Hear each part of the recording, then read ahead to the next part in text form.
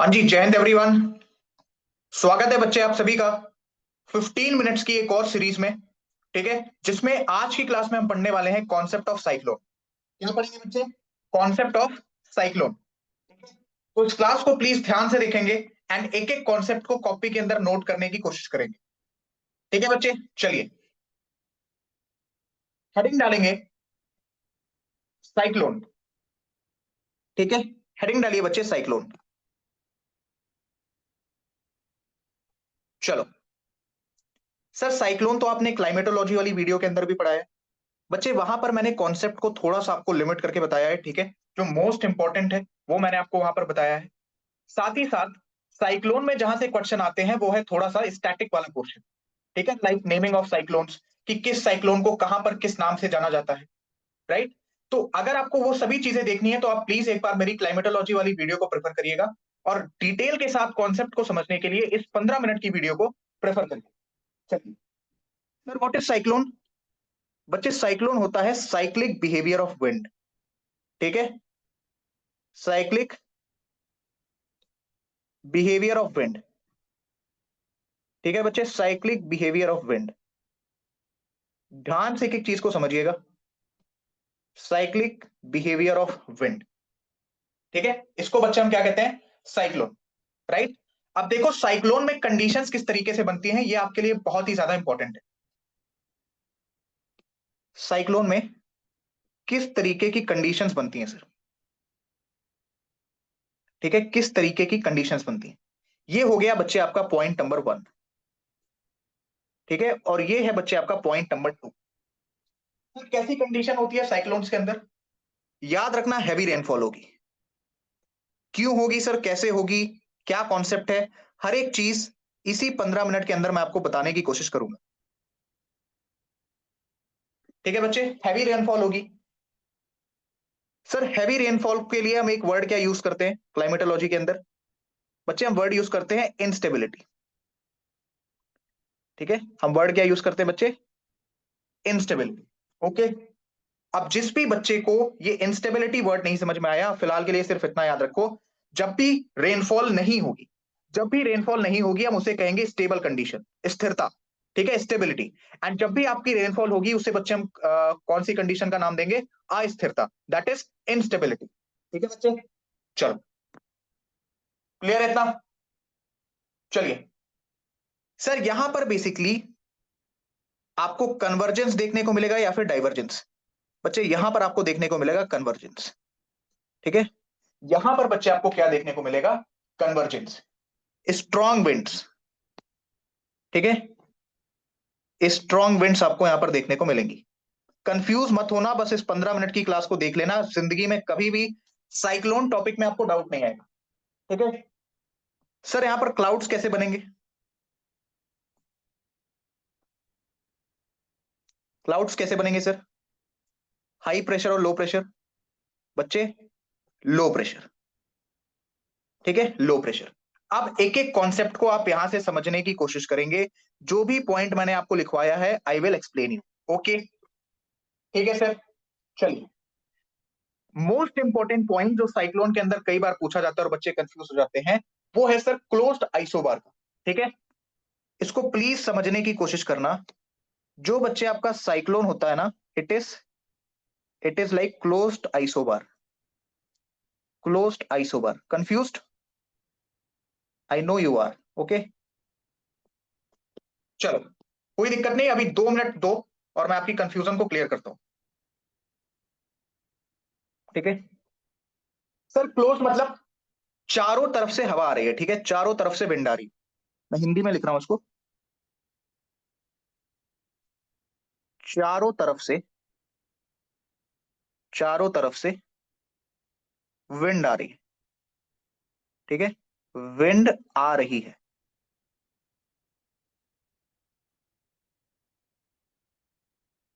चारों तरफ से विंड आ रही है।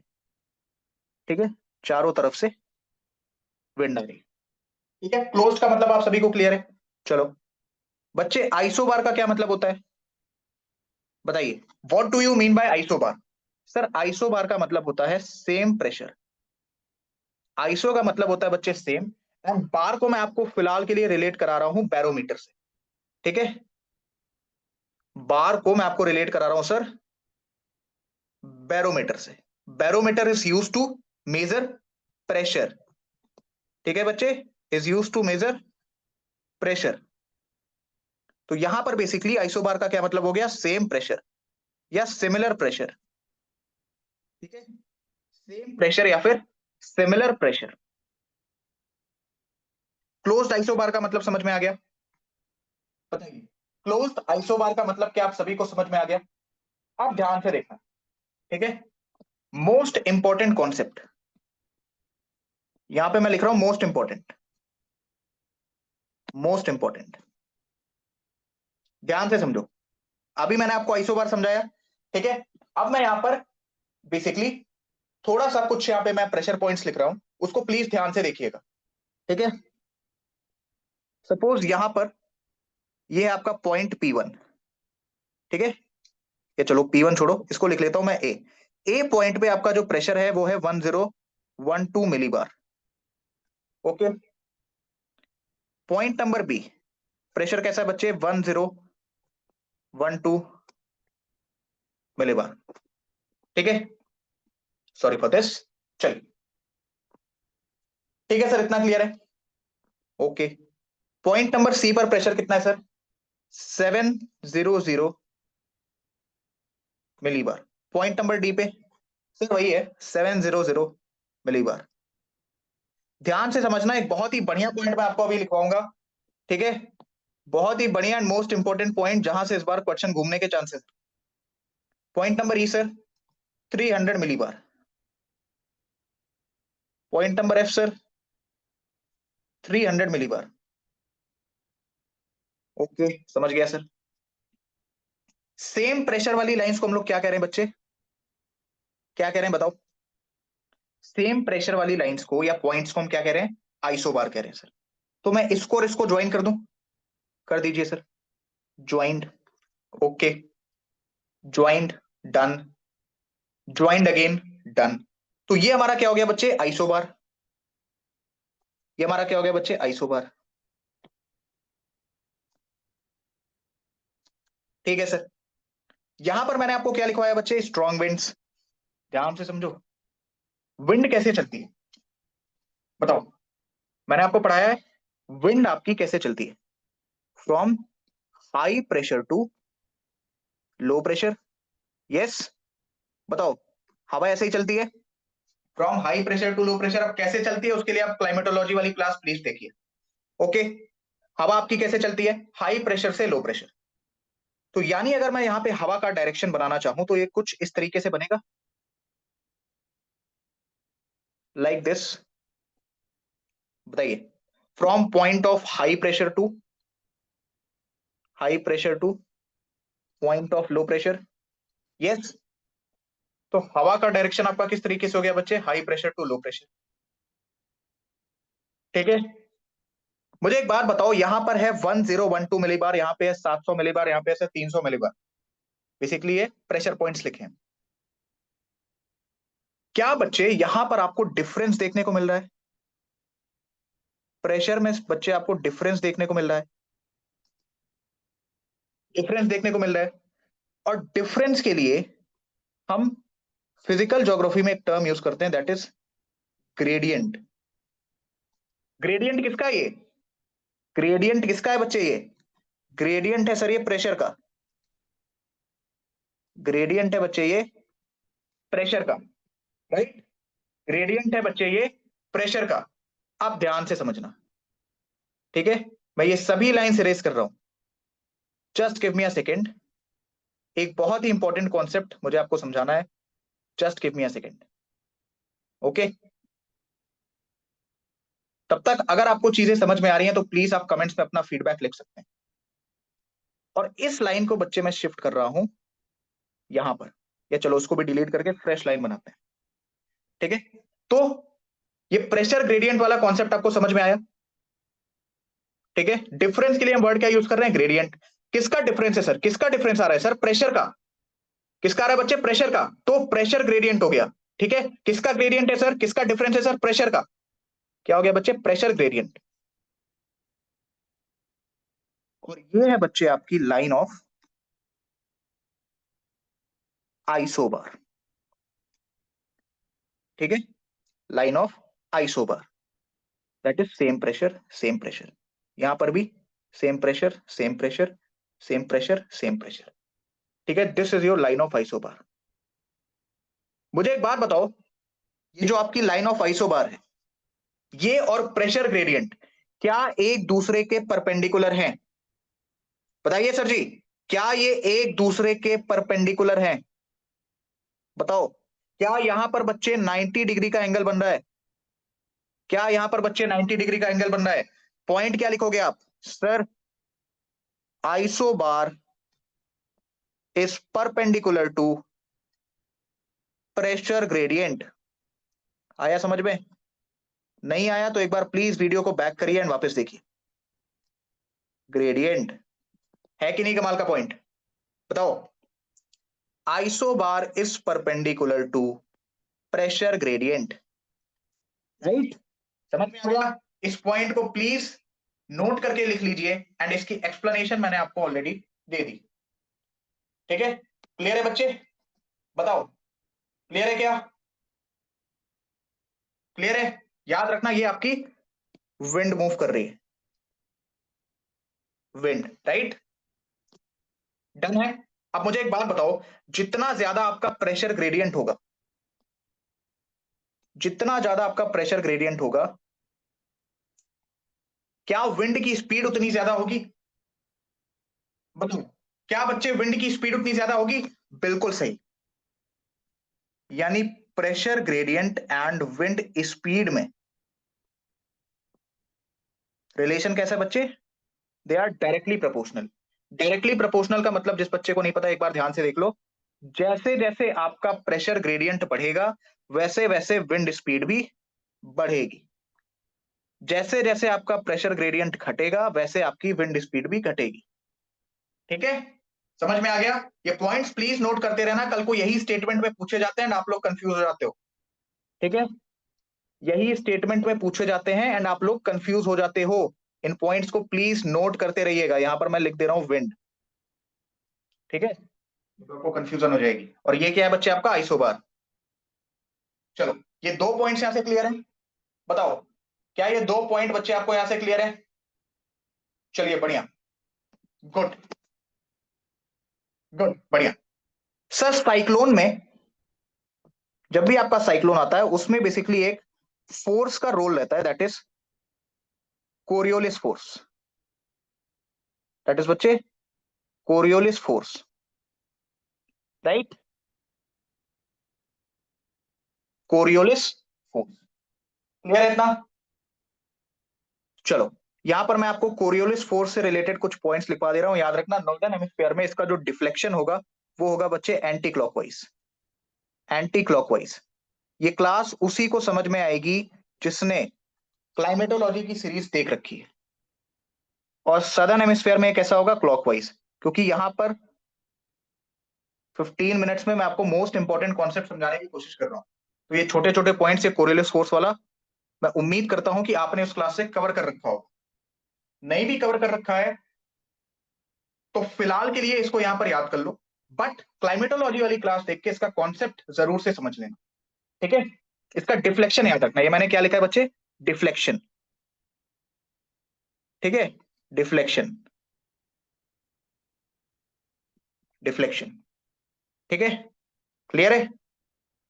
और ये फोर्स आपकी किस कारण से लगती है? Due to earth rotation. Earth rotation, clear है? Earth rotation. ठीक है बच्चे, एक एक कॉन्सेप्ट को प्लीज नोट करते रहिएगा। अर्थ रोटेशन, डन है इतना? बताओ, मुझे इतना क्लियर है क्या? क्या मैं ये समझूं कि आपको इतना क्लियर है? अगर क्लियर है तो प्लीज कमेंट सेक्शन में लिख दीजिए सर क्लियर है। ठीक है, लिख दीजिए सर कमेंट सेक्शन में कि क्लियर है।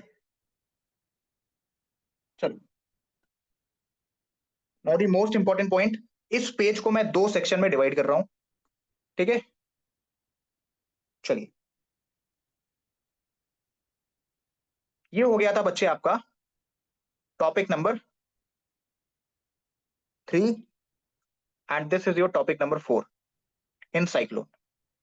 Now topic number 5 and topic number 6 under cyclone. ठीक है, या आप इसको सब टॉपिक भी कह सकते हो.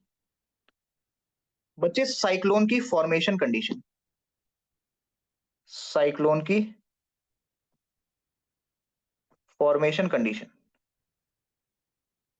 और यहां पर याद रखना मैं बात कर रहा हूं ट्रॉपिकल साइक्लोन की. ठीक है, मैं यहां पे लिख दे रहा हूं टी, आप लोग पूरा लिखेंगे दैट इज ट्रॉपिकल साइक्लोन. ठीक है बच्चे, दैट इज ट्रॉपिकल साइक्लोन. अब मेरी बात ध्यान से सुनना, एक छोटा सा कॉन्सेप्ट मैं आपको यहां पर बताने की कोशिश करता हूं. ठीक है, पकड़ पाए तो ठीक है, नहीं तो कोई दिक्कत नहीं. Tropical cyclone that is TC, ticket collector नहीं, ट्रॉपिकल साइक्लोन. ट्रॉपिकल वर्ड से मेरा क्या मतलब है बच्चे, कहीं ना कहीं मैं बात कर रहा हूं 30 डिग्री नॉर्थ की.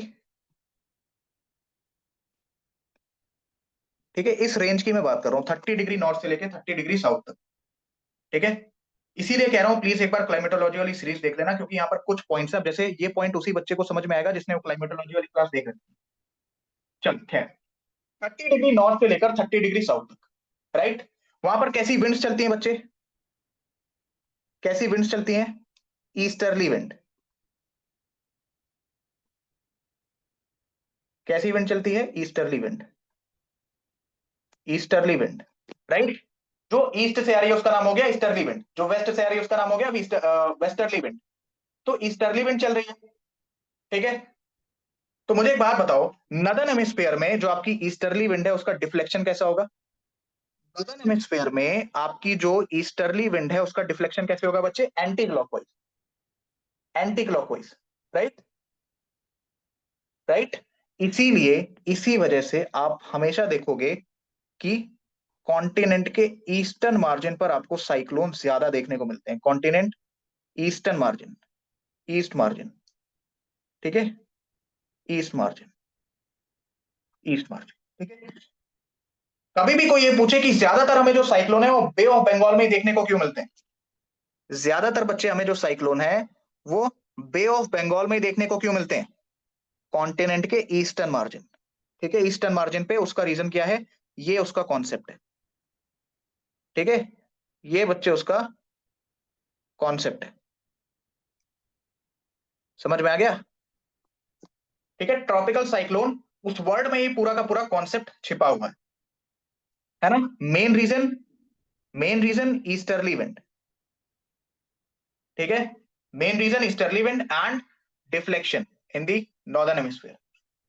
डिफ्लेक्शन का reason Coriolis force, Coriolis force किसकी वजह से आ रही है, अर्थ रोटेशन. ठीक है, चलिए, इतना क्लियर है, इतना क्लियर है क्या. टर्न ऑन फिंगर ड्राइंग, और इसको मैं कर देता हूं इरेज. चलो, टर्न ऑफ फिंगर ड्राइंग. चलिए, ट्रॉपिकल साइक्लोन की बच्चे फॉर्मेशन कंडीशन, तो याद रखना इसका जो फॉर्मेशन है वो ओशियन पर ही होगा. ठीक है, ओशियन पर ही होगा. ऐसा क्यों है, इसका रीजन आपको यहां पर मिलेगा. टेंशन मतलब पॉइंट नंबर 6 में प्रॉपर मैं आपको बना के दिखाऊंगा कि एक साइक्लोन बनता कैसे. ठीक है, टेंशन मतलब. सर, ट्रॉपिकल साइक्लोन में कोरियोलिस फोर्स का भी रोल आता है, ऊपर मैंने आपको लिखवा दिया, जिसकी वजह से आपको ईस्टर्न मार्जिन पे देखने को मिल रही है. सर, ओशियन में फॉर्मेशन तो होगा, लेकिन कब होगा सर, जब ओशियन का जो सरफेस वाटर है, सरफेस वाटर, ठीक है, इसका जो टेम्परेचर है वो लगभग 27 डिग्री सेल्सियस के आसपास. और ये जनरली आपको कब देखने को मिलता है, लेट समर्स में. ठीक है, जनरल मैं बात कर रहा हूं, जनरली आपको कब ये देखने को मिलता है बच्चे, लेट समर्स, राइट. इस पॉइंट को प्लीज याद रखेंगे. ठीक है, इस पॉइंट को प्लीज याद रखेंगे. चलो, यहां पर बच्चे एक छोटा सा कॉन्सेप्ट आता है लेटेंट हीट का. ठीक है, एक छोटा सा कॉन्सेप्ट आता है बच्चे यहाँ पे लेटेंट हीट का, राइट, लेटेंट हीट का. चलो, लेटेंट हीट क्या होती है सर? लिक्विड से जब आप फेस चेंज करते हो गैस में, इसको ध्यान से समझना, ठीक है, थोड़ा सा कॉन्सेप्चुअल है। लिक्विड से आप फेस चेंज करते हो गैस में। अब देखो हो क्या रहा है, ये आपने पतीला लिया, मैं आपको पतीले के एग्जांपल से समझा रहा हूं, अब आप इसको ओशियन के एग्जांपल से रिलेट करना। ओशियन के एग्जांपल में हीट का काम करेगा इंसोलेशन, ठीक है, सूर्य ताप। ये आपने पानी रखा, अब नीचे से आप हीट दे रहे हो, टेम्परेचर पहुंच गया बच्चे 100 डिग्री सेल्सियस। इससे ज्यादा वो पानी बॉयल नहीं होगा, आपने उसको मैक्सिमम उसकी बॉइलिंग कैपेसिटी तक पहुंचा दिया है, ठीक है। अब वो बॉयल होना शुरू हो रहा है, शुरू हो रहा है, शुरू हो रहा है, शुरू हो रहा है, शुरू हो रहा है। 100 डिग्री सेल्सियस से आप टेम्परेचर बढ़ा नहीं रहे हो, एक पॉइंट के बाद आप देखोगे कि पानी जो है वो गर्म हो चुका है, लेकिन जो भाप है, ठीक है, जो भाप है वो भी बन रही है सर। यानी कि लिक्विड से फेस आपका चेंज हो रहा है गैस में। बट बट एक टाइम के बाद आपको वो चीज दिखाई देना बंद हो जाएगी। कुछ टाइम तक तो आप देखोगे कि सर बहुत ज्यादा भाप बन रही है, बट एक टाइम के बाद आपको चीज दिखना बंद हो जाएगी, बट एक्चुअल में वो चीज हो रही है। तो बेसिकली जो आपका फेस चेंज हो रहा है ना, इसमें एक एनर्जी हिडन होती है, जिसको हम कहते हैं latent heat. Basically it is a hidden energy hidden energy hidden, ठीक है, कि फेस तो चेंज हो रहा है बट वो चीज एक्चुअल में आपको दिखाई नहीं पड़ेगी, कुछ देर दिखाई देगी, फिर आपको दिखाई नहीं पड़ेगी, है ना, फिर आपको दिखाई नहीं पड़ेगी। तो वो जो हिडन एनर्जी जो फेस चेंज में हेल्प कर रही है लिक्विड टू गैस में, उसे आप कह रहे हो लेटेंट हीट। इसका कॉन्सेप्ट साइक्लोन में यूज होता है, किस तरीके से होता है यहां पर मैं आपको एक्सप्लेन करूंगा।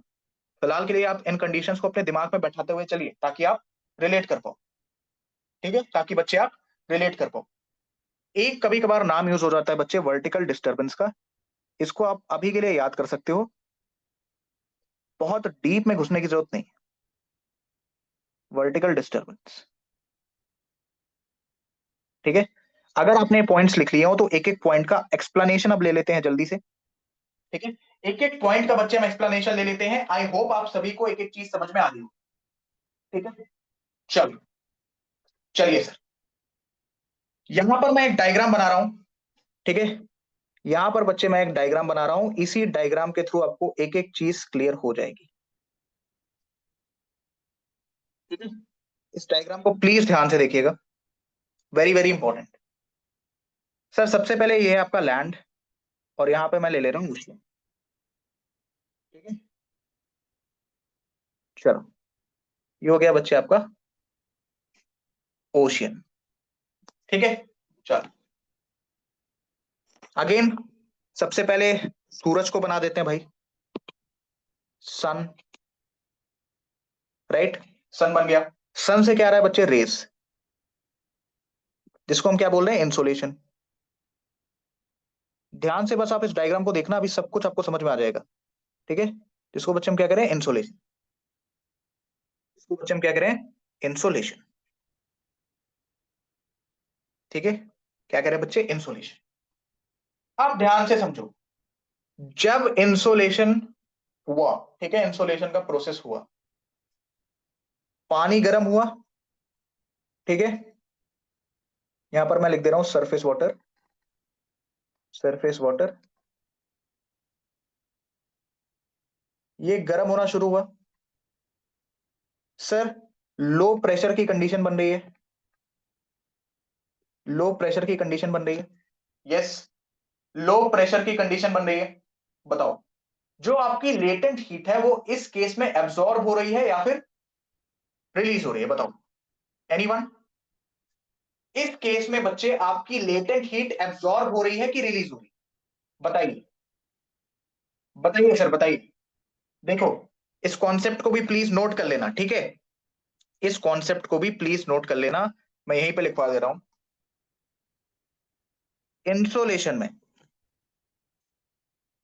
इंसोलेशन में, ठीक है, इंसोलेशन की वजह से जब भी ये कंडीशन बने कि चीजें वाटर से गैस में जा रही हैं, ठीक है, वाटर गैस में परिवर्तित हो रहा है, तो याद रखना लेटेंट हीट एब्सॉर्ब होगी। कैसे याद रख सकते हो उसको सर? वाटर से गैस में जा रहा है, जा रहा है, ठीक है। तो वी नीड हिडन एनर्जी। तो लेटेंट हीट जब एब्जॉर्ब होगी, जब रहेगी, तभी तो हिडन एनर्जी देगी, राइट? बट जब कंडीशन रिवर्स हो जाए कि ऊपर गया और वापस गैस से वाटर बनने लगा ठंडा होने के बाद, तो लेटेंट हीट रिलीज हो रही। क्योंकि अगर रिलीज नहीं होगी तो वो कभी गैस से वाटर बन ही नहीं पाएगा। समझ गए? इस कॉन्सेप्ट को प्लीज याद रखना, बहुत ही इंपॉर्टेंट कॉन्सेप्ट है, बच्चे इसमें कई बार गलती कर देते हैं, ठीक है? इस कॉन्सेप्ट को आप प्लीज याद रखें। तो यहां पर बच्चे क्या हुआ, बेसिकली लेटेंट हीट एब्जॉर्ब हो गई। लेटेंट हीट आपकी एब्जॉर्ब हो गई। एब्जॉर्ब हो गई सर। अब हुआ क्या, ये दो वेपर्स बनना स्टार्ट हो गए, ठीक है? वेपर्स बनना आपके स्टार्ट हो गए। अभी बेसिकली बनेंगे किस तरीके से? यहां से ऊपर उठ रहे हैं, यहां से ऊपर उठ रहे हैं, ठीक है? अब मुझे एक बात बताओ, क्या एक पॉइंट से इस तरीके से उठेंगे, ऐसे ऐसे ऐसे ऐसे? नहीं, ठीक है भाई। कहीं पे गर्मी ज्यादा है, कहीं पे इंसोलेशन ज्यादा है, तो इस पॉइंट पे ज्यादा पड़ा, इस सपोज इस पॉइंट पे ज्यादा पड़ा, तो यहां से ऊपर, यहां से बच्चे ये ऊपर उठ रहे हैं। अब ऊपर जाने के बाद क्या हुआ?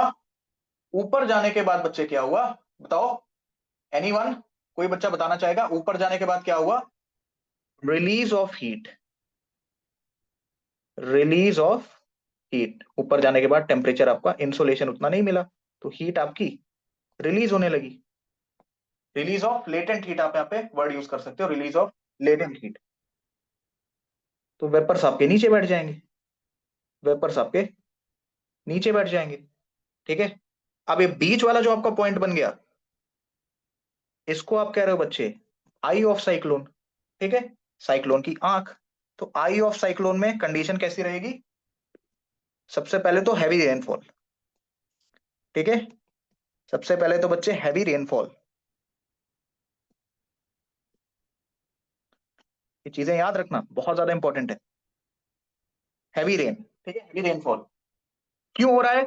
अरे भैया क्लाउड देखो, क्या ये कपास जैसा क्लाउड आपको देखने को मिल रहा है? बिल्कुल देखने को मिल रहा है बच्चे। तो due to cumulonimbus cloud,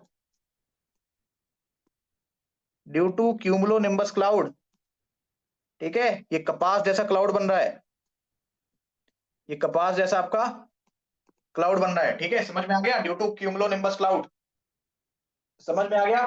बताओ, याद रखना आई पे हमेशा कैसा प्रेशर रहेगा? प्रेशर कैसा रहेगा सर? Low pressure. आई की बात मैं आपको बता रहा हूं, आई ऑफ साइक्लोन, ये मिडिल वाला पोर्शन, ठीक है? लो प्रेशर, ठीक है बच्चे? लो प्रेशर रहेगा हमेशा, याद रखना। एक और चीज याद रखना कि यहां पर बेसिकली आपको क्या देखने को मिल रहा है कि सर इस तरीके से, ठीक है, इस तरीके से बच्चे आपके वेपर्स उठ रहे हैं, या इस तरीके से बच्चे आपके कन्वेक्शन वाला प्रोसेस हो रहा है, एंड उसके बाद ये नीचे बैठ रहा है, यानी कि एक दूसरे से दूर जा रहा है, डाइवर्जेंस हो रही है। तो डाइवर्जेंस की वजह से जो आई ऑफ साइक्लोन है, ठीक है, डाइवर्जेंस की वजह से जो आई ऑफ साइक्लोन है, यहां पर आपको क्या देखने को मिलेगा? Clear sky. यहां पर बच्चे आपको क्या देखने को मिलेगा? CLR, that is clear sky. इस पॉइंट को भी प्लीज नोट करेंगे, ठीक है? और इसी के साथ आपका कॉन्सेप्ट ऑफ साइक्लोन खत्म होता है। तो आपको क्या क्या पॉइंट याद रखना है? देखो, सबसे पहले तो ये आई ऑफ साइक्लोन का कॉन्सेप्ट याद रखना, ठीक है? कि बच्चे लो प्रेशर होता है, हैवी रेन होती है, ड्यू टू क्यूमुलोनिम्बस क्लाउड होता है। क्यों? यहाँ पे कन्वेक्शन हो रहा है, लेटेंट हीट पहले अब्सॉर्ब हो रही है, फिर रिलीज हो रही है, बीच में क्लियर स्काई हमें देखने को मिलता है बिकॉज ऑफ डाइवर्जेंस। मैं यहाँ पे लिख दे रहा हूँ, तो समझो सर ये क्या जा रहा है, डाइवर्जेंस हो रहा है, ठीक है? अब इंसोलेशन का कॉन्सेप्ट भी मैंने आपको समझा दिया कि जब वाटर से गैस जाएगा तो लेटेंट हीट एब्जॉर्ब होगी, जब गैस से वाटर आएगा तो लेटेंट हीट रिलीज होगी, ठीक है? ओशियन में इसका फॉर्मेशन देखने को मिलता है बच्चे, कोरियोलिस फोर्स का रोल रहता है। ओशियन का सरफेस, जो सरफेस वाटर है, वो लगभग इतना होना चाहिए जितना मैंने लिखा है, ठीक है? लेटेंट हीट का कॉन्सेप्ट प्लीज याद रखेंगे, वर्टिकल डिस्टर्बेंस का कॉन्सेप्ट प्लीज याद रखेंगे, ठीक है? चलो, आपके लिए होमवर्क क्या है बच्चे? कि आप मुझे कमेंट सेक्शन के अंदर बताएंगे what do you understand by vertical disturbance, what do you understand by vertical disturbance. And अगर आपने क्लाइमेटोलॉजी की क्लास देखी है तो आप कमेंट में लिखेंगे यस, यस सर, सिर्फ इतना लिख दो, यस सर मैं समझ जाऊंगा। ठीक है, ऐसे लिख दो यस सर, सर नहीं भी लिखोगे तो चलेगा, सिर्फ इतना लिख दो यस। ओके, ठीक है बच्चे, सिर्फ इतना लिख दो। आपको क्या करना है सर, आपको कुछ भी नहीं करना है, आप सिर्फ क्लासेस देखिए प्लस हैंडआउट्स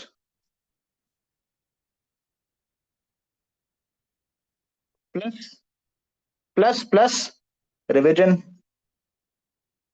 मैं जीएस के लिए बता रहा हूं, ठीक है, because I am a GS educator only. Plus बच्चे जी फॉर्म,